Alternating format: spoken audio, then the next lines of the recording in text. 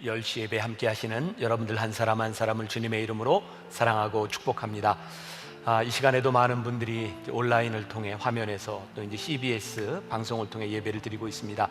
우리 이제 곧 크리스마스를 맞이하게 되는데 우리 두 손을 흔들어 메리 크리스마스 한번 반갑게 인사합시다. 제가 늘 하는 얘기 있죠. 건성건성하지 말고 진짜 메리 크리스마스. 다 두 손을 흔들어 시작. 메리 크리스마스. 네, 감사합니다. 크리스마스와 연관되어 여러분들에게 중요한 광고를 드립니다. 이번 크리스마스는 저희가 10시에 온라인으로 딱 한 번 예배를 드리게 됩니다. 여러분들이 이 예배 시간을 온 가족과 함께 잘 지키시고 또 크리스마스에만 예배를 드리던 가족들이 있습니다. 같이 잘 나오세요. 제가 메시지도 좀 처음 예배를 드리는 분도 좀 들을 수 있도록 쉽게 메시지를 좀 풀어가려고 합니다. 이번 성탄 예배 때는 여러분들이 다 같이 온라인에서 예배를 드리지만 오프라인에서 드리는 것처럼 순서를 다 따라가려고 합니다. 옷도 크리스마스 복장으로 잘 입으시고 또 크리스마스 헌금은 여러분들이 미리 하지 말고 헌금 시간에 그 자리에서 여러분들이 헌금하도록 그렇게 하려고 하고요. 이번 성탄 감사 헌금은 굉장히 중요한 곳에 쓰여지게 됩니다. 첫 번째는 우리 교회 안에 어려운 분들이 있어요. 월세를 내는데도 좀 버거운 분들, 최선을 다해서 우리들이 도우려고 합니다. 또 하나, 우리 중앙연회, 우리 교회가 속한 이 경기도 지역의 교회들 중에 또 월세를 내지 못하는 교회들을 도우려고 하고 또 은퇴하신 목사님들 중에 어려운 분들을 도우려고 합니다. 그러니 여러분들이 헌금을 잘 준비하셔서 전액 잘 쓰여질 수 있도록 하시고 또 여러분들에게 제가 감사의 말씀을 드리고 싶은 게 코로나로 어려운 기간 동안 우리가 한샘 치고 헌금을 여러 번 했는데 제가 재무부에서 받아보니까 총 액수가 7억 8,700만 원이 넘는 헌금을 여러분들이 하나님 앞에 잘 드리셨고 이 헌금이 전부 공동체를 살리고 대구 경북 지역을 살리고 또 기독병원을 세우는 일, 또 선교사님들에게 이 헌금이 잘 쓰여졌습니다. 여러분들에게 다시 한번 감사하다는 말씀을 드리고 또 크리스마스 헌금도 잘 쓰여질 수 있도록 여러분들이 준비하시면 좋겠습니다. 또 하나 중요한 광고입니다. 새로운 2021년을 맞이하며 만나교회가 생각하고 있는 매일 만나, 저도 결심을 했습니다. 2021년 365일입니다. 토요일 주일 다 끼고 365일 동안 제가 말씀을 준비해서 여러분들과 함께 새벽에 나누려고 합니다. 주님은 나의 최고봉 오스왈드 챔버스의 묵상집 365일 말씀을 제가 묵상하고 여러분들과 나눕니다. 여러분들이 이 말씀을 쭉 같이 따라가기 위해서 책을 보고 같이 묵상하실 분들은 만나교회 서점에 오시면 30% DC된 가격에 여러분이 사실 수 있는데 중요한 건 이 20%는 교회가 부담합니다. 10%는 DC를 하고요. 여러분들이 이 책을 보면서 같이 따라갈 수 있고 또 이 묵상 365일은 우리 교회 유튜브 채널 중에 또 김병삼 매일 만나라고 하는 채널이 있습니다. 여러분들이 거기에 구독을 누르시는 게 좋습니다. 너무 많은 영상들이 있기 때문에 이 매일 만나 365일은 김병삼 목사 구독 채널을 따로 만들었습니다. 그러니까 여러분들이 지금 보시면서 꾹 누르시면 돼요. 그리고 연말 연초에 교회에 많은 공지사항들이 여러분들을 향해 갑니다. 여러분들이 잘 듣고 여러분들이 따라 하실 수 있도록 구독 채널을 잘 누르셔야 여러분들에게 바로바로 업데이트가 될 수 있습니다. 이제 마지막 광고인데 우리 잠깐 영상을 보고 제가 말씀을 드릴게요.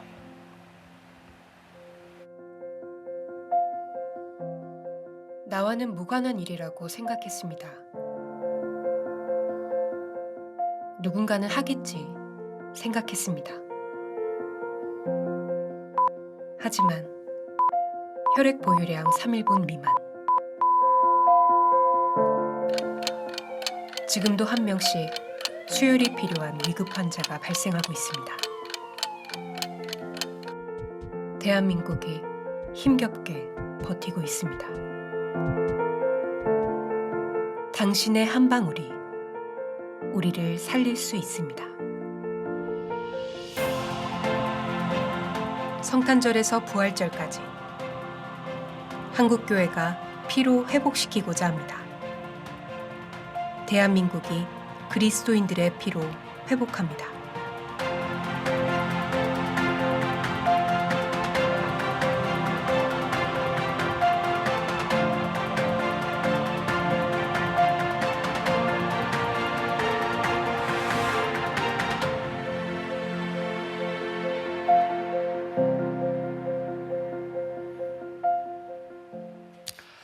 제일 중요하고 가장 복된 광고입니다. 우리 한국교회 몇몇 목사님들이 함께 대한민국 캠페인을 좀 하자. 어떤 캠페인이냐면 코로나로 인해서 지금 사람들이 수혈을 안 해서 피가 많이 부족하다고 하는데 대한민국 피로 회복시키는 이 주체가 교회가 되자 해서 이 운동을 시작합니다. 저희 교회에서도 앞으로 부활절까지 5번에 걸쳐서 헌혈을 하려고 하고요. 잘 들으셔야 합니다. 24일 적십자 버스, 수혈 헌혈 버스 4대가 우리 교회에 옵니다. 아침 9시부터 오후 5시까지 헌혈을 하게 되는데 여러분들이 미리 신청을 해줘야 됩니다. 코로나로 인해서 많이 와서 기다리고 할 수가 없고요. 교회 홈페이지 혹은 앱에 들어가면 여러분들이 원하는 시간에 수혈을 할 수 있도록 신청하실 수 있습니다. 꼭 들어가서 신청하시고, 혹시라도 버스가 4대가 왔는데 사람이 모자라는 일이 있으면 안 될 것 같아요. 그리고 한국 교회에 주신 제일 큰 축복이라고 생각합니다. 교회가 많이 손가락질을 받고 욕을 먹는 이때 교회가 하나님의 사람들이 어떤 일을 할 수 있는지를 보여주는 그런 중요한 때, 우리들의 사명이라고 생각하니까 꼭 같이 헌혈에 참여하셨으면 좋겠고, 중요한 것은 아무나 헌혈할 수 없어요. 여러분, 헌혈할 수 있는 건 굉장히 큰 축복입니다. 저도 몇 번 헌혈차에 갔다가 저는 퇴짜를 맞았어요. 전 자격이 없답니다. 여러분, 헌혈할 수 있는 것 여러분들이 하나님의 주신 축복임을 먼저 기억하시고, 또 하나 적십자사에서 그런 얘기예요. 대한민국 사람들 피 중에 제일 좋은 피가 교인 피랍니다. 이유 아시죠? 교인 피가 제일 깨끗하답니다. 여러분, 좋은 피를 필요한 사람들에게 나눠줄 수 있는 이 일에 여러분들이 잘 참여하셔서 24일 헌혈에 여러분들의 사랑과 은혜를, 크리스마스에 하나님께 받은 은혜를 잘 드릴 수 있는 그런 기회가 되었으면 좋겠습니다. 잘 기억해 주세요. 자, 이제 말씀으로 넘어갑니다. 오늘 풍성한 삶의 원리 7번째, 물맷돌을 들어라. 벌써 딱 기억나는 게 있으시죠? 다윗이 물맷돌을 들었던 부제로 이야기한다면 문제는 극복되어야 합니다. 이런 주제로 말씀을 나누려고 합니다. 오늘 말씀은 우리가 어렸을 때부터 많이 들었던 익숙한 말씀입니다. 편안하게 들으시면 좋은데, 오늘 이 말씀이 우리들에게 무엇을 이야기하는가, 그 핵심은 여러분들이 붙잡을 수 있는 시간이 되었으면 좋겠습니다. 지난해 제가 성지순례를 가면서 바로 이 다윗과 골리앗이 싸웠던 엘라 골짜기에 도착하게 되었어요. 엘라 골짜기에 쫙 보니까 양쪽으로 언덕이 있더라고요. 한쪽에는 블레셋 군대가, 한쪽에는 이스라엘 군대가 진을 치고 전쟁을 하던 장면이었습니다. 그런데 그 언덕에서부터 쫙 내려와서 다윗이 물맷돌을 들고 쫙 던졌던 그 장소가 상상이 되더라고요. 물맷돌에 익숙한 사람들이 이 물맷돌을 던지면 전방 100m, 200m까지 돌이 날아간다고 합니다. 쏵 하고 날아가는데 그 속도가 거의 200km에, 시속 200km에 달할 만큼 빠른 속도로 날아갔다 그래요. 자, 오늘 말씀 우리가 다 읽지 않았지만 그 사무엘상 17장을 여러분들이 전체를 보시면 이해가 될 것 같아요. 사무엘상 17장 40절의 말씀, 손에 막대기를 가지고 시내에서 매끄러운 돌 5을 골라서 자기 목자의 제구 곧 주머니 속에 넣고 손에 물매를 가지고 블레셋 사람에게로 나아가니라. 여러분들이 상상력을 가지고 이 전쟁하는 장면을 머릿속에 그려보면 말씀을 들어도 좋을 것 같아요. 이런 의문이 들지 않으세요? 다윗은 왜 꼭 5개의 물맷돌을 들었을까? 어떤 분은 그렇게 이야기를 하기도 합니다. 아마 블레셋 족속이 5족속이니까 그것을 상징해서 5개를 들지 않았을까? 그런데 그 성지순례에서 저를 안내하던 가이드의 설명에 의하면 물맷돌을 던지는 목동들은 그 당시에 돌을 하나만 던지는 것이 아니라 돌을 2개, 3개까지 넣어서 한 번에 던질 수 있는 능력이 있었다고 합니다. 이 목동들에게 멀리 있는 표적을 향해 돌을 던지는 것은 그렇게 어려운 일이 아니었다 그래요. 말콤 글래디웰의 책 다윗과 골리앗에도 보면 역사적으로 이 돌을 던지며 전쟁을 했던 많은 이야기들이 나오고 있습니다. 다윗은 물맷돌 5개를 가지고 나갔을 때 굉장히 큰 자신감을 가지고 나갔던 것 같아요. 자, 사무엘상 17장 34절 35절 같이 한번 봅니다. 시작. 다윗이 사울에게 말하되 주의 종이 아버지의 양을 지킬 때에 사자나 곰이 와서 양떼에서 새끼를 물어가면 내가 따라가서 그것을 치고 그 입에서 새끼를 건져내었고 그것이 일어나 나를 해하고자 하면 내가 그 수염을 잡고 그것을 쳐 죽였나이다. 아마 이 당시 다윗의 나이를 13살에서 15살 정도로 추정합니다. 그런데 소년 다윗이요, 양을 치면서 곰과 사자와 맞서서 싸웠던 그런 경험이 있었다는 거예요. 13살밖에 되지 않은 이 소년이 칼과 창을 가지고 싸웠던 것은 아니고 아마 싸울 때 어떤 무기를 사용했을 것이다? 물맷돌을 가지고 싸웠을 것이다. 그에게 맡겨진 양을 잘 지키는데 무리가 없이 그는 전쟁에서 싸워서 이겼다라고 이야기를 하고 있습니다. 오늘 이 다윗이 가지고 있는 이 자신감은 제가 생각할 때 자만심하고는 좀 다른 것 같아요. 어쩌면 다윗이 그가 양을 치는 목자로서의 프로의 근성을 가지고 준비된 자기의 모습으로 나가지 않았을까, 이런 생각을 해볼 수 있겠죠. 아마 물맷돌 하나만 가지고 나갔다면 저거 정말 자만하는 거 아니야, 이런 생각을 할 수도 있을 것 같아요. 만약에 다윗이 물맷돌 한 10개쯤 집어넣고 갔다면 야, 저거 확신이 없는 거 아니야? 프로로서의 근성이 없는 것 아니야? 이렇게 생각할 수도 있을 것 같아요. 아마 이 말씀을 통해서 우리들이 유추할 수 있는 것은 다윗은 굉장히 자신감이 있었고 잘 준비된 사람이었다라는 것을 우리들이 추측할 수 있을 것 같아요. 오늘 말씀의 제목이 뭐라고요? 물맷돌을 들어라. 이 말씀의 주제를 한번 잘 생각해 보세요. 물맷돌을 들으라고 하는 말, 지난주의 말씀은 제가 태도에 대한 말씀을 드렸고요. 기억이 안 나는 분은 다시 한번 들어가서 찾아 들으셔도 괜찮아요. 문제를 극복하기 위해서 오늘은 우리의 태도를 넘어서 문제를 극복하는 단계까지 나아가야 되겠다. 다윗이 골리앗을 쳐서 이긴 이 사건을 통해서 우리는 물맷돌을 들고 있는 다윗을 흉내내려는 것이 아니에요. 기억하세요? 흉내내려고 하는 것이 아니라 왜 다윗이 물맷돌을 들어야 했을까, 그 이유를 알아야 될 것 같아요. 첫 번째 뭐라고요? 그 이유를 알아야 된다. 그 다음에 왜 물맷돌이어야 했는가, 이유를 암과 동시에 왜 물맷돌이어야 했는가를 우리들이 또 알아야 될 것 같습니다. 말씀을 준비하다 이런 이야기를 보게 되었습니다. 그 왈렌다라고 하는 유명한 그 줄을 타는 가문이 있다고 합니다.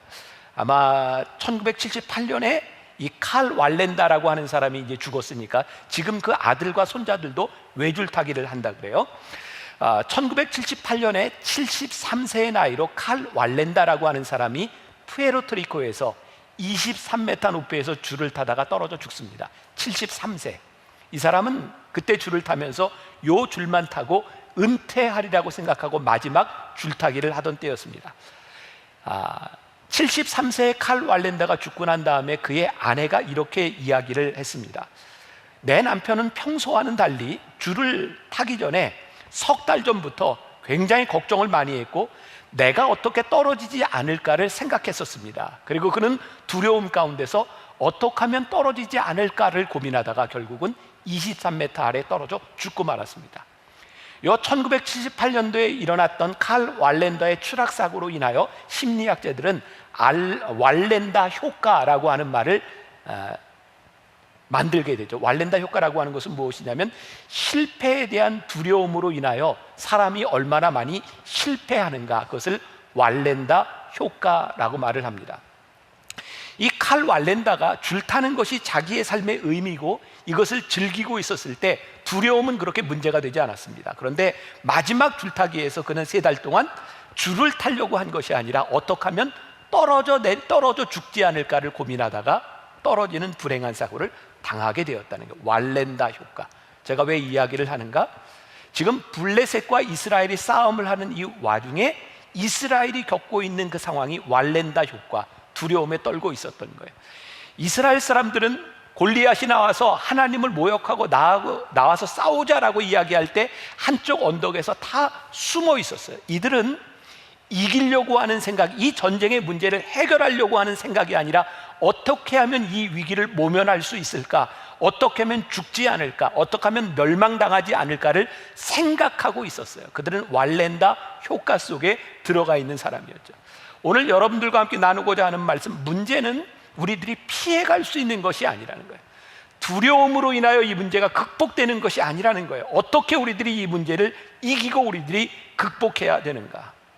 무엇보다 중요한 것은 오늘 이 다윗이 물맷돌을 들었을 때 왜 다윗은 이 물맷돌을 들었을까? 오늘 우리들에게 물맷돌을 들어야 되는, 우리의 인생의 골리앗 앞에서 우리들이 물맷돌을 들어야 되는 분명한 목적이 있는가? 아마 오늘 말씀을 듣는 여러분들 가운데 어떤 사람들은 경제적인 문제로 인해서 고통을 당하는 분도 있을 거예요. 어떤 분들은 육신의 질병의 문제로 인해서 고통을 당하는 사람이 있을 거예요. 어떤 분들은 관계에 대한 문제로 인하여 고통을 당하는 사람도 있을 거예요. 문제가 해결되어야 되겠죠. 그런데 더 중요한 것이 있습니다.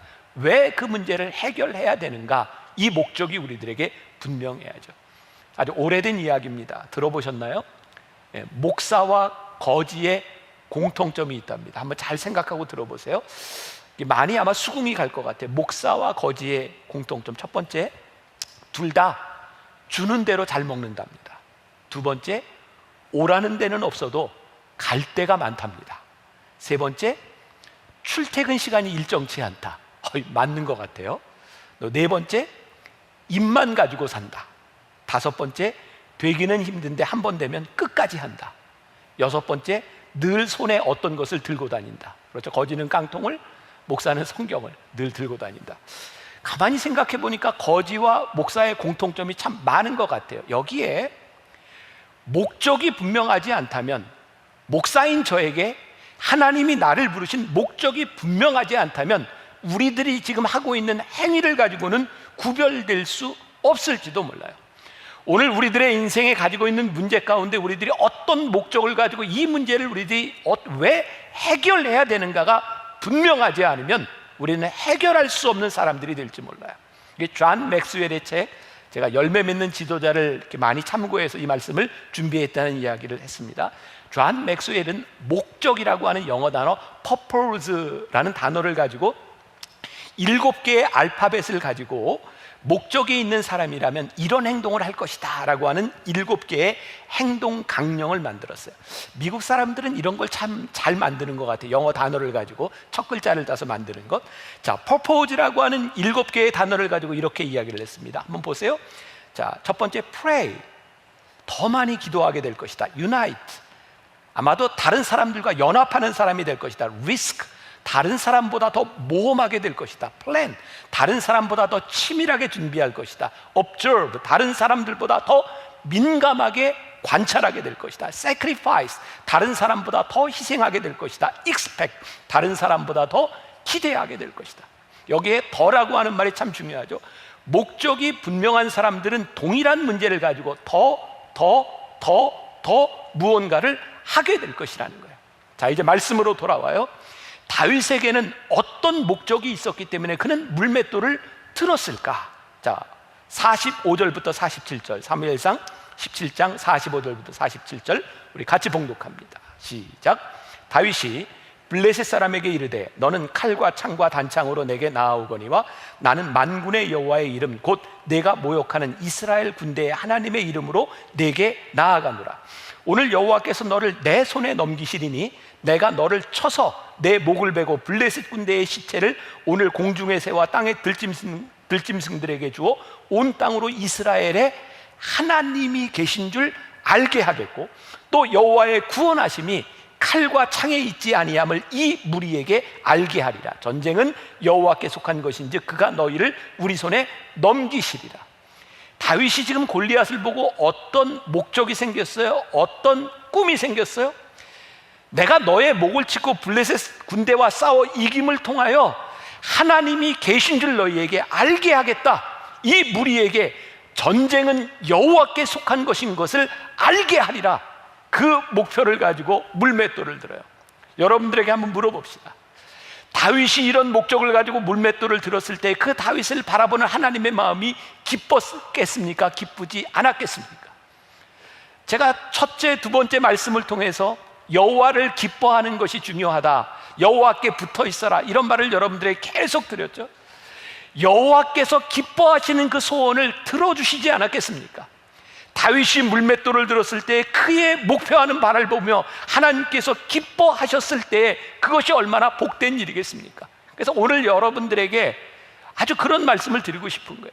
우리 인생의 목적, 우리들의 인생의 문제를 해결해야 되는 그 일 가운데서 하나님이 이것을 기뻐하시겠는가? 나는 왜 문제를 해결하려고 하는가? 우리들이 믿음 안에서 굳건하게 우리들이 생각해 봐야 될 거죠. 중요한 것은 소위 말하는 불의한 일에 대하여, 하나님이 기뻐하시지 않는 일에 대하여 거룩한 분노를 가진다고 하는 것은 참 복된 일인데, 분노만 가지고 행동에 옮기지 않는 사람이 많다는 거예요. 분노를 가지고 문제가 해결되지는 않습니다. 행동으로 옮기는 것 굉장히 중요합니다. 그런데 또 하나의 문제는 우리들이 행동으로 옮기려고 하지만 우리들이 충분한 실력을 갖추지 못하면 하나님이 우리를 쓰실 수 없다는 거예요. 거룩한 분노를 가지고 우리들의 행동으로 옮길 때에 우리들의 분노가 화로 끝나는 것이 아니라 우리는 어떻게 준비된 사람이 되는가, 감정의 수준에서 머무는 것이 아니라 어떻게 우리들이 이 문제를 해결하는 사람이 될 수 있을까. 자, 오늘 그래서 중요한 말씀을 드립니다. 우리들이 물맷돌을 들 때, 하나님의 말씀을 가지고 나갈 때 우리들이 치러야 되는 대가가 있다. 아마 이 말씀들이 계속 연결되어 나가는 것 같아요. 지난주에 태도에 대한 문제도 대가가 있다라고 말씀드렸어요. 우리들이 물맷돌을 들을 때 하나님을 기쁘시게 하기 위해 우리들이 마땅히 치러야 되는 이 대가는 무엇이었을까? 오늘 다윗의 이야기를 통해 보면 두 가지가 있어요. 첫 번째로는 다윗이 물맷돌을 들었을 때 가장 힘든 것 중에 하나는 사람들의 비난이 아니었을까. 자, 사무엘상 17장 28절 보겠습니다. 큰형 엘리압이 다윗이 사람들에게 하는 말을 들은지라 그가 다윗에게 노를 바라여 이르되 내가 어찌하여 이리로 내려왔느냐, 들에 있는 양들을 누구에게 맡겼느냐, 나는 내 교만과 내 마음의 완악함을 나누니 내가 전쟁을 구경하러 왔도다. 다윗은 분명히 이 전쟁이 하나님께 속한 것임을 나타내기 위해서, 하나님의 살아계심을 드러내기 위해서 나왔는데 그의 큰 형 엘리압이 뭐라고 이야기하냐면 이게 네 교만이다. 엘리압이 비난을 하는 거죠. 우리들이 물맷돌을 들을 때, 하나님의 말씀에 합한 삶을 살아갈 때 저는 우리 크리스찬들에게 찾아오는 필연적인 것이 있다고 생각해요. 그것은 고독감이라고 생각해요. 우리들이 하나님의 이름으로 나아가지만 하나님의 이름을 의지 않고 믿지 않는 사람들에게 우리는 찬사를 받거나 그들에게 우리들이 동의를 얻을 수 없는 때가 참 많다는 생각이 들어요. 하나님을 믿는 사람의 당당함은 다른 사람들에게서 동의를 얻기 때문이 아니라 내가 믿는 것이 확실한가, 내가 이 물맷돌을 들을 만한 이유가 우리들에게 분명한가에서 나오는 것이 아닐까요? 여러분 춘향전 아시잖아요? 이도령이 춘향이를 참 사랑했지만 한양에 가서 과거를 보려고 떠나가게 되죠. 과거에 급제를 했어요. 이도령이 어사가 돼서 내려온 거 아시죠? 어사가 돼서 내려왔는데 어사가 해야 되는 일이 뭐예요? 춘향이를 만나는 게 아니잖아요. 탐관오리들을 이렇게 척결해야 되는 임무를 가지고 있잖아요. 월매를 찾아갔는데 거짓골을 하고 온 이 이도령을 그렇게 환영하지 않습니다. 주걱으로 때리죠. 근데 이도령이 웃으면서 그 매를 맞습니다. 탐관오리였던 그 변사또에게 나가서 변사또에게 모욕을 받는데도 이도령은 유들유들하게 그 상황들을 다 넘깁니다. 이유가 뭘까요? 이도령의 허리춤에는 뭐가 있어요? 마패가 있어요. 이 마패가 드러나는 날 모든 것이 밝혀지리라. 그 이도령은 아무도 자기를 인정해주지 않지만 그 마음의 당당함을 가지고 나아가죠. 저는 오늘 이런 상상을 해봅니다. 오늘 다윗에게 있어도 그의 마패는 무엇이었을까? 그의 당당함은 무엇이었을까? 적어도 그가 목자로 양을 치며 살아갈 때 하나님이 나와 함께 하셔서 사자와 곰과 늑대로부터 내 양을 보호해 주셨던 하나님의 능력, 살아계신 하나님이 나와 함께 하시니 이것이 나의 당당함입니다. 당신이 나를 인정하지 아니하고 당신이 나를 욕한다 할지라도 살아계신 하나님께서 나와 함께 하셨던 그 믿음을 가지고 나는 당당하게 나아갑니다. 오늘 우리들이 하나님 앞에 불리움을 받는다고 하는 것, 지난주에도 그런 말씀을 드렸어요. 환경은 우리들의 편이 아닐 때가 참 많이 있어요. 하나님의 뜻대로 살아간다고 하는 것은, 우리들이 당당하게 살아간다고 하는 것은 모든 사람들이 우리를 인정해 주는 것이 아니라 우리들이 하나님 앞에 당당하게 설 수 있는 이유가 있을까? 유명한 리빙스톤의 이야기입니다. 언젠가 한 선교단체에서 편지가 왔다 그래요. 이런 편지였어요. 우리 단체에는 당신이 사역에 동참하고자 하는 사람들이 있습니다. 당신이 계신 곳까지 쉽게 갈 수 있는 길을 알려주십시오. 그 오래전 리빙스톤은 아프리카에 있었잖아요. 리빙스톤이 이렇게 답장을 합니다. 만일 좋은 길이 있어야만 오실 분들이라면 제게는 필요하지 않습니다. 제가 원하는 사람은 길이 전혀 없을지라도 오히려 오려고 하는 사람들입니다. 굉장히 멋진 말이라고 생각해요. 우리들에게 진짜 중요한 것은 우리들이 물맷돌을 들어야 될 이유와 목적이 있는가. 그리고 이것이 분명하다면 우리들이 당연히 치러야 될 대가가 있고, 이 대가를 치르려고 하는 마음이 있을 때 우리는 능히 물맷돌을 들을 수 있다. 오늘 여러분들에게 도전하고 싶은 거예요. 여러분들이 들어야 되는 물맷돌은 무엇인가? 두 번째, 마땅히 치러야 될 대가 중에 하나는 비방보다 더 무서운 것이 있는데, 그것은 회의적인 말이에요. 구별을 했으면 좋겠어요. 비방적인 말과 회의적인 말. 다윗이 블레셋 사람들에게 나가서 싸우겠다고 말을 하자 사울 왕이 다윗을 불러놓고 이렇게 이야기를 합니다. 사울이 다윗에게 이르되 내가 가서 저 블레셋 사람과 싸울 수 없으리니 너는 소년이요 그는 어려서부터 용사임이라. 이 절체절명의 위기 가운데, 이 전쟁에서 아무도 나가서 싸우려고 하지 않는데 다윗이 나가려 싸우려고 했더니 왕이 하는 이야기가 뭐냐면 너는 어려서 싸울 수 없다, 이렇게 이야기를 해요. 골리앗은 어렸을 때부터 싸움에 능한 사람이었다. 이건 비방에 대한 문제가 아니라 아유 회의적인데, 더 무서운 것은 다윗을 염려하는 것처럼 그렇게 포장되어 있다는 거예요. 저는 우리들이 하나님의 뜻대로 살아가려고 하는 우리들에게 제일 무서운 게 뭐냐면, 단순한 비방보다 우리를 위하는 것처럼 사단의 소리로 우리를 회의하려고 하는 그런 소리들이 우리들에게 훨씬 더 무섭다는 생각이 들어요. 믿음을 가지지 않은 사람들에게 믿음의 이야기가 얼마나 허무맹랑하게 들렸겠습니까? 다윗이 가지고 있는 확신이 사울에게도 확신으로 느껴졌겠습니까? 저는 풍성함에 대한 원리 가운데서 진짜 우리 믿음의 사람들이 누릴 수 있는 진짜 풍성함은 무엇일까? 우리를 이해하지 못하고 우리에게 회의적이었던 사람들이 우리의 믿음과 우리들의 물맷돌을 바라보며 아, 그것이 복된 일이었군요 라고 긍정하기 시작할 때, 그것이 우리들에게 진짜 풍성함 아닐까요? 제가 어제 토요 예배를 이렇게 설교하면서도 저에게 설교 중에 생각났던 것이 있어요. 저희 교회에서는 BTD 영성훈련을 하잖아요. 제가 목회 초창기 때입니다. 그 영성훈련을 끝나고 나면 마지막에 이렇게 같이 이렇게 허깅하는 그런 순서들이 있었는데, 지금은 은퇴하신 장로님들 중에도 그런 분이 몇 분 있었던 걸로 기억해요. 저에게 이런 얘기를 했어요. 저를 꼭 껴안고 제 귀에다 대고, 목사님, 제가 목사님 미워했어요. 그 얘기 안 왔으면 전 모르고 살았을 거예요. 전 눈치가 없는 사람이에요. 근데 꼭 그런 얘기를 또 해요. 목사님 미워했다고. 근데 다행스러운 건 그게 과거였대요. 미워했어요. 제가 목회를 하면서 제일 큰 축복으로 느낀 게 뭐였냐면, 저를 미워했던 사람들이 저의 동역자가 된 것이 저는 목회의 큰 축복이었다고 생각해요. 진짜 풍성함이 무엇인가? 우리를 이해하지 못했던, 우리에게 동조하지 못했던 사람들이 같은 믿음을 가지게 되는 것이 우리들에게 얼마나 큰 축복인가. 벌써 20년 전이죠. 제가 만나교회 기획목사로 이렇게 사역을 하면서 그때 분당에 있는 이 만나교회에 가장 시급하게 해야 될 일 가운데 하나가 예배의 변화라고 생각했었어요. 20년 전 분당은 젊은 사람들이 많이 들어오는 교회였고, 저희 만나교회는 송파에서부터 오랫동안 신앙생활을 하던 분들이 와서 신앙생활을 하는 곳이었어요. 저에겐 그런 열망들이 있었어요. 하나님, 이 땅의 젊은이들이 어떻게 여기에서 예배를 드릴 수 있을까요? 그래서 예배를 다변화시켰었어요. 우리들이 흔히 이야기하는 전통적인 예배, 우리들이 이야기하는 현대적인 예배, 그래서 찬양도 찬송가뿐만 아니라 어떤 CCM을 부르기도 하고, 지금은 너무나 당연하게 여겨지는 일들이 20여 년 전에는 그렇게 당연하게 여겨지지 않았었어요. 그래서 갈등들도 있었어요. 저에게 오랫동안 성가대 지휘를 하던 장로님이셔서 지금은 은퇴하셨어요. 제가 예배를 드리는데 그때가 저녁 예배였던 걸로 기억해요. 아주 교인들이 알지 못하던 새로운 찬양들을 이렇게 가르쳐주고 같이 부르는 거였어요. 예배를 마치고 났는데 그 장로님이 저에게 뚜벅뚜벅 걸어오시는 거예요. 제가 그때 마음이, 심장이 두근두근했어요. 저분이 무슨 얘기를 하려고 하나. 이게 저분의 생각에 의하면 오늘 예배에 대한 불만이 많았을 것 같아요.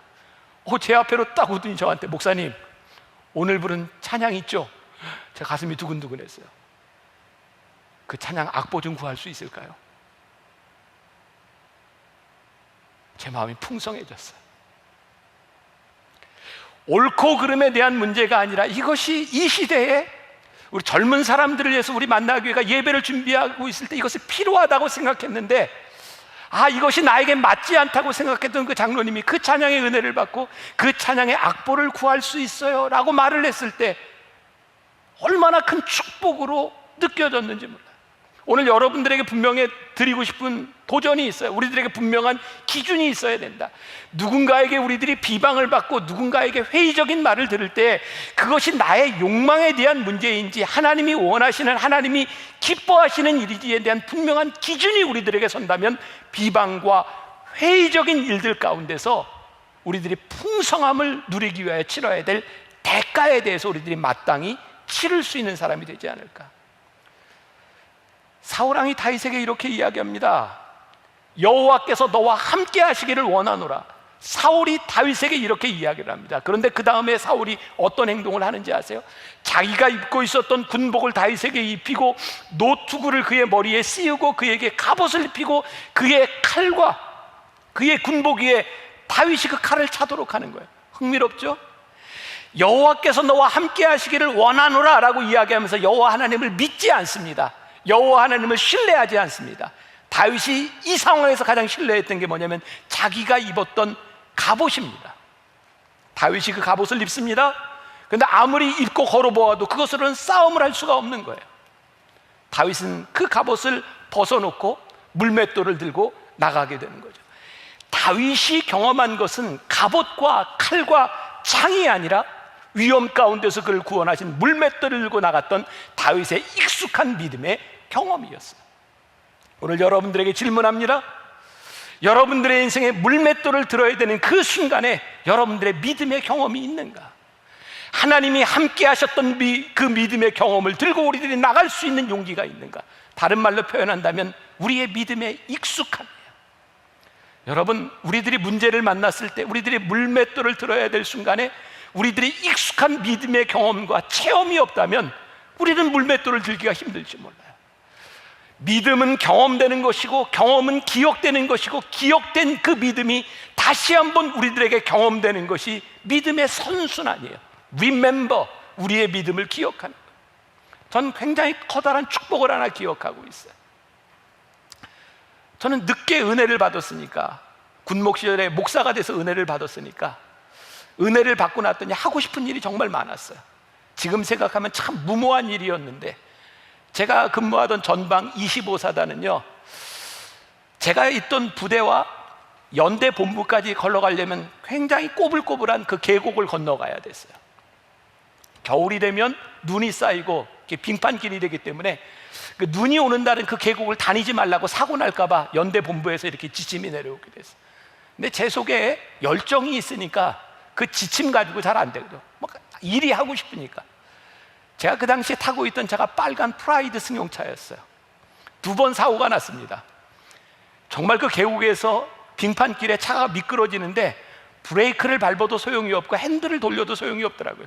그냥 미끄러져서 다리 난간을 받고 멈춰선 적도 있고, 빙판길에 이렇게 미끄러져서 정말 그림같이 영화에서나 볼 수 있는 것처럼 바퀴 하나가 이렇게 허공에 뜬 채로 서보기도 하고, 차 사고가 2번이 났는데요 진짜 놀라운 일이 일어났어요. 이 차를 고쳐야 되는데 이 차를 어떻게 고칠까? 그런데 우연히 제 부대를 지나가고 있던 어떤 교인들이 저에게 찾아와서, 목사님, 이 군목 시절에 군종 활동비가 필요할 텐데 사역비로 쓰세요라고 두 분이 봉투를 2번 놓고 갔는데 차를 고치는 2번의 비용이 퍼펙트하게 맞아 들어갔어요. 전 지금도 그 기억이 생생합니다. 하나님이 저에게 어떤 믿음을 주셨는지 알아요. 내가 앞으로 사역을 하고 네가 앞으로 믿음 생활을 하는 데 있어서 네가 돈 때문에 못하는 일은 없으리라. 그 돈이 지금 만나교회를 운영하고 교회를 지을 만큼의 커다란 액수의 돈이 아니라 딱 망가진 차를 고칠 만한 그런 액수의 돈이었는데, 하나님이 저에게 깨닫게 하신 것이 뭐냐면 내 목회는 돈으로 하는 것이 아니다. 저에게 주셨던 굉장히 큰 믿음의 경험이었어요. 그러고 보니까 제가 20년 가까이 만나교회 사역을 하면서 깨달아지는 게, 내가 돈에 대한 두려움이 없이 목회를 할 수 있었던 이유가 보니까 하나님께서 그때 저에게 주셨던 믿음의 경험이었던 거예요.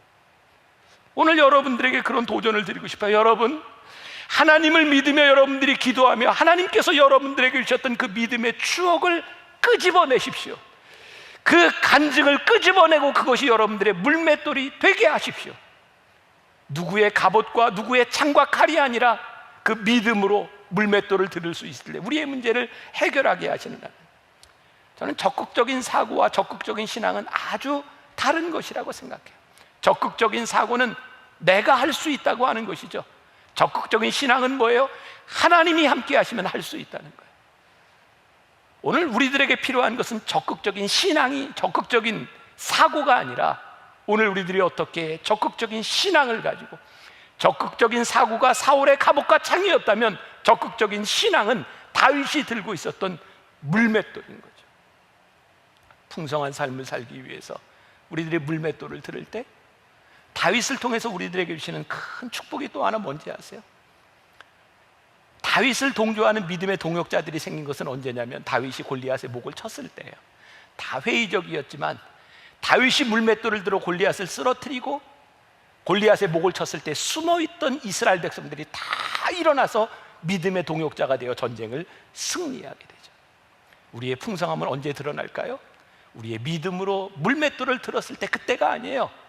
물맷돌을 들고 하나님께서 우리들의 삶의 역사하심이 증명되기 시작할 때 회의적이고 우리를 비방했던 사람들이 우리의 동역자가 되어 일어나기 시작할 때 그 풍성함을 경험하게 되는 것, 이것이 오늘 우리들에게 축복이 아니겠습니까? 고린도후서 4장 8절부터 9절까지 말씀.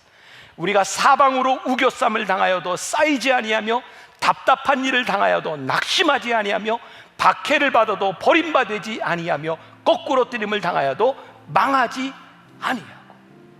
사도 바울의 놀라운 고백이에요. 예수의 이름으로 일어나 걸어갑시다. 예수의 이름으로 믿음으로 물맷돌을 들어봅시다. 여러분들에게 숨어 있었던, 잊혀졌던 여러분들의 믿음의 추억들과 믿음의 여러분들의 간증들을 소환해냈어요. 그리고 이 시기에, 코로나를 지나가는 이 시기에 세상 사람들 앞에서 우리의 믿음의 사람들은 이렇게 살아갑니다. 예수의 이름으로 이렇게 일어납니다. 고백할 수 있는 여러분들이 되시기를 주님의 이름으로 간절히 축원합니다. 우리 예수의 이름으로 함께 찬송합시다.